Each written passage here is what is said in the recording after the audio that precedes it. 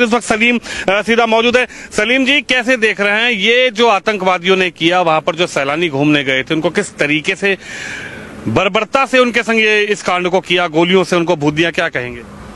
देखिए, ये अगर हम अपने नजरिए से बोल लेंगे तो ये गलत हुआ है, ये आतंकवादी हमला है, ये मानवता के खिलाफ है।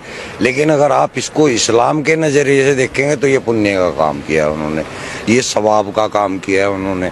ये कुरान के स्क्रिप्चर सूरह तौबा की जो 5 आयत है उसके अंदर सेम टू सेम यही प्रक्रिया लिखी है कि काफिरों को जहां पाओ वहां देखो, उनको मारो, घात लगा करके उनको मारो। इन्होंने भी तो वही किया, घात लगा के मारा, बाकायदा उसकी रेकी हुई है। घात क्या इस्लाम में ही लिखा है, कुरान में ही लिखा है किस तरीके से निहत्थे लोगों को इस तरीके से देश के वासियों को भून दिया जाए, उनको मार दिया जाए? आइए, मैंने कुरान की तो आपको आयत बताई है, जो सूरह तौबा है, कुरान की 9वीं सूरह है और उसकी 5वीं आयत है।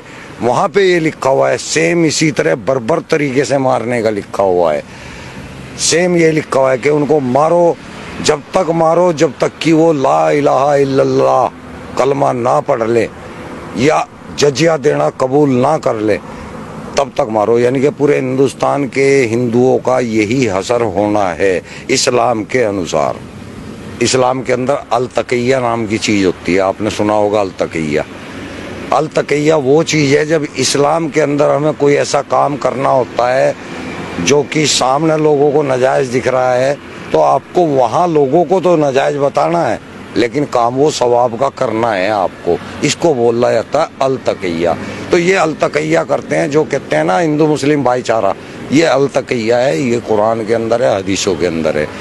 मुसलमानों को तो, मैं इंडिया के मुसलमानों की बात कर रहा, बाहर के नहीं। मुसलमान इंडिया का जो है वो अनपढ़ है, उसको कुरान के बारे में कोई नॉलेज नहीं है। इसलिए अगर वो भाईचारे की बात कर रहा है तो वो ठीक कर रहा है, लेकिन वो इस्लाम के अनुसार गलत कर रहा है। इस्लाम के अंदर कोई भाईचारा इस टाइप का नहीं है। इस्लाम के अंदर केवल मुस्लिम मुस्लिम भाईचारा है, हिंदू मुस्लिम भाईचारा कोई नहीं है। आप पढ़ के देखें या किसी आलिम से बात करके देखें। अब मैं भी आलिम ही हूँ, मैं आपको बता रहा हूँ।